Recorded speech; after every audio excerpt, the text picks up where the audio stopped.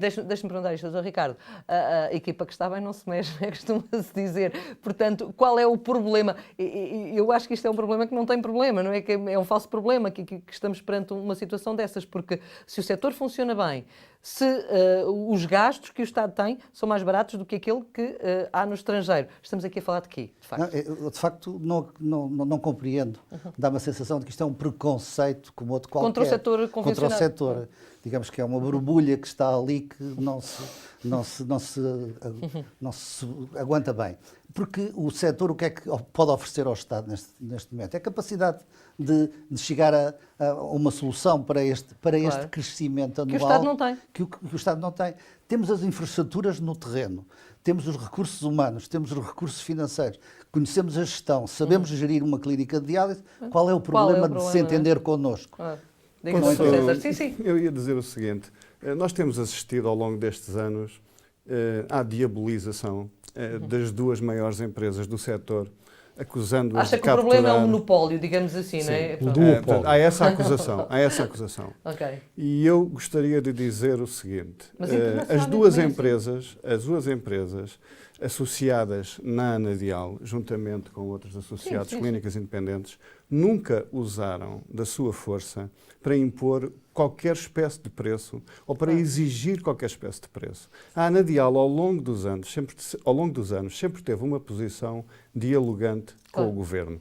Agora, eu julgo que nós somos acusados de muita coisa e diabolizados sempre que o poder político tem interesse em nos cortar qualquer coisa. Ou seja, qual vai ser o próximo corte? É preciso, eu espero que não haja próximo corte, porque se houver próximo corte, a situação das clínicas vai de facto entrar numa situação muito perigosa. Deixe-me dizer-lhe só mais isto. Em abono das duas empresas. As duas empresas têm de facto uma cota de mercado significativa no país. Mas é devido às duas empresas, é devido a sermos empresas internacionais que trabalham de uma forma estruturada, com recursos humanos vastos, quer nacionais, quer internacionais, que a qualidade da diálise no país tem subido da forma que tem subido. E eu diria que as duas empresas e a forma como trabalham têm arrastado atrás de si as clínicas independentes que têm vindo na caminhada da melhoria da qualidade em Portugal. Portanto, no fundo, se formos a outros países, e já falou o Dr. Henrique Gomes, do presidente da APIR, eu podia-lhe nomear outro membro da direção da APIR, que já me disse abertamente, eu já fiz diálise em vários países, e onde eu gosto mais de fazer diálise, onde eu sinto que, eu acho que a diálise tem mais qualidade. O estudo diz isso, o estudo que vocês agora divulgaram vem dizer a mesma coisa. Deixe-me completar aqui uma questão que tem a ver ainda com a qualidade. E eu vou reforçar as palavras do Sr. Secretário de Estado, a Dr. Leal da Costa, dizendo que, sim senhora, que em Portugal há de facto controle. Há uma coisa que se chama o controle portanto, das coisas e outra coisa é a regulação.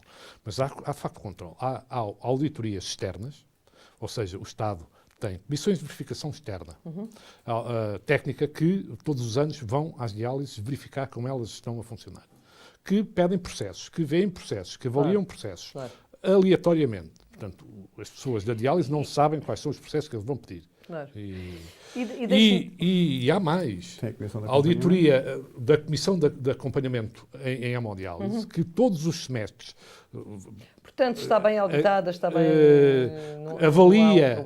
avalia a monitorização das metas e objetivos que foram negociados com o preço compreensível pela Direção-Geral de Saúde. É aí que eu queria bater. E quero dizer mais, que é para completar, e há auditorias internas das próprias, quer das empresas multinacionais, quer das empresas mais pequenas, que têm as suas reuniões clínicas mensais, em que doente a doente são avaliados os doentes. E se houvesse algum problema da qualidade, esta questão da qualidade é para mim decisiva também.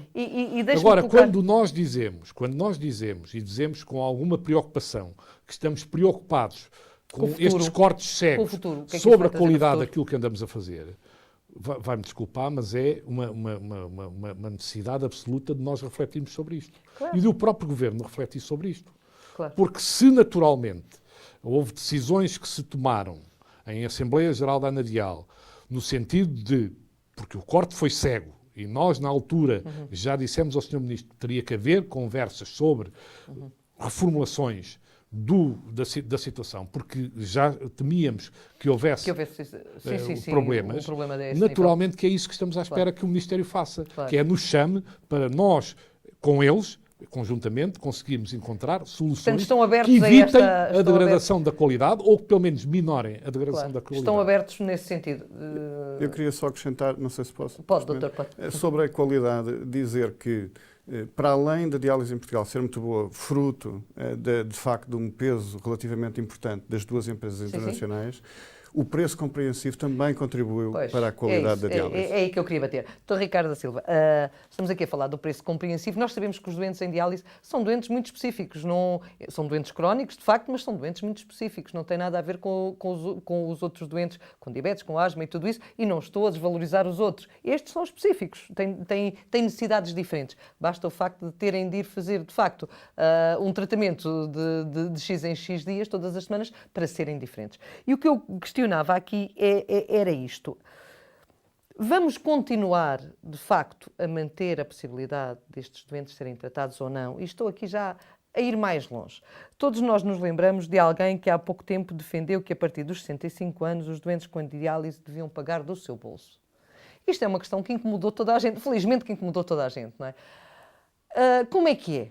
Estamos aqui num paradigma novo que tem de ser analisado de outra maneira, de facto? Ou não? Ou a vida das pessoas ainda conta, não é? A vida das pessoas conta. E se essa questão incomodou muita gente na altura que foi colocada, mais incomodou a afirmação do Sr. Secretário de Estado Adjunto da Saúde no Dia Mundial do Rim, quando fez um apelo aos seus colegas médicos nefrologistas para que atrasassem a entrada dos doentes em diálise. Isto é um autêntico disparate. Isto significa que um doente que precisa de diálise vê o seu início do tratamento atrasado em nome de quê?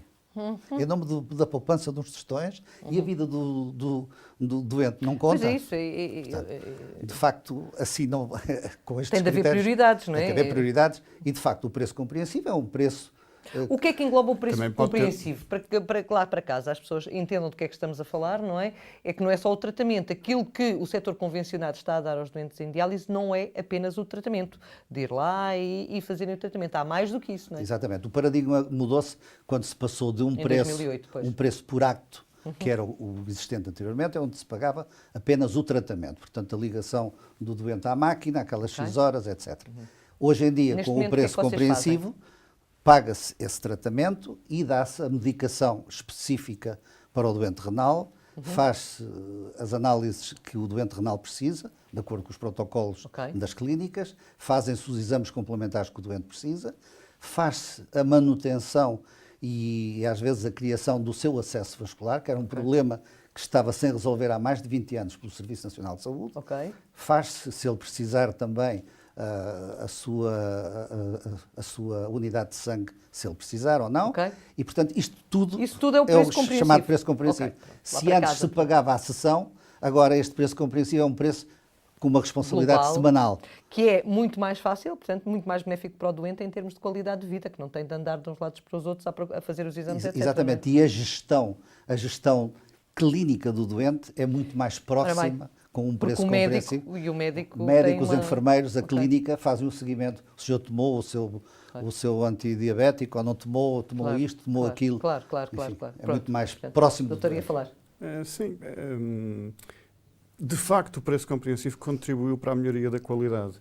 Na medida em que, como o Dr. Ricardo da Silva acaba de afirmar, nós passámos a fazer a gestão da medicação muito próxima do doente, o que não acontecia anteriormente. Eu tenho que confessar que antes do preço compreensivo e quando a medicação não era um custo das clínicas, nós não acompanhávamos de perto o que é que se passava com a medicação. E o que acontecia era o seguinte, não se fazia a avaliação da compliance, ou seja, da adesão do doente às terapêuticas, que é muito importante, não é? E acontecia, havia imenso desperdício. Os doentes levavam a medicação para casa, mas não a tomavam. Hoje em dia, os doentes tendem a tomar a medicação. Como tomam a medicação, as dosagens também são normalmente um pouco inferiores, o que é bom sinal. E esta proximidade da gestão da medicação junto do doente, que equivaleu também, ou implicou também, uma alteração da estratégia de acompanhamento do nefrologista junto do doente, ou seja, o próprio nefrologista sentiu necessidade de estar mais próximo do doente, também um pouco por pressão, se calhar, das empresas, para fazer a boa gestão dos custos da medicação, implicou, na realidade, uma subida da qualidade da diálise. E é visível nas apresentações que quer o Dr. Pedro Ponce, diretor médico nacional da Frisenius, quer o Dr. João Miguel Frazão, diretor médico nacional da Diaveron, fizeram na reunião da passada quinta-feira, foi visível uma melhoria, uma descida significativa da taxa de mortalidade nos últimos anos. Isso está também no E devo-lhe dizer outra coisa, por exemplo, a Diaveron apresentou que as suas clínicas em Portugal estão no topo em termos de qualidade de todos os países da Diaveron. Eu julgo que isso foi possível pelo preço compreensivo. Foi esta gestão da proximidade que permitiu que a Diaveron Portugal fosse paulatinamente caminhando para o primeiro lugar.